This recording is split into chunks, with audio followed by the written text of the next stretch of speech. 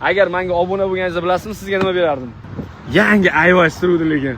Yangi ayvash. Men masalan kuzatib boraman, lekin to'g'risi hayotim mobaynida nimadir yutmaganman, mehnatim bilan erishganman.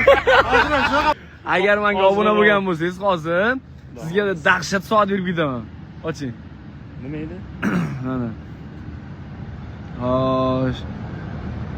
Shunaqalar bizga ham to'g'ri kerakmikin deb kimga bo'lsa bosaverardim lekin. To'g'risida. Voy! Obuna bo'lmagan ekanlar. Do'stlar, hozir men bitta buvajonimlarga qovun oldim-da. Men hozir akalarimizni ham endi o'zlari ham dehqon, ham sotuvchi ekanlar. Menda bitta zo'r mahsulot bor. Mana shu qovunli sharbat. Bu o'zimiznikidan endi. Bitta ochib ichib ko'ringchi, ta'mini aytasiz qovun bilan. Butun hamma shahardagi do'konlarda bor. Prosta endi siz ham o'zingiz dehqonsiz, ham o'zingiz mutaxassis bo'lganligingiz uchun toza, svejiy narsa. Vau. Aslan so'ragan lekin kusi bor. Ko'rgan? Nega? Yaxshimi? Bitta ichib ko'ring, haqiqiy qovunchilardan. Siz bloger bo'lsangiz bo'lar ekan. Vau, emotsiya berdilar.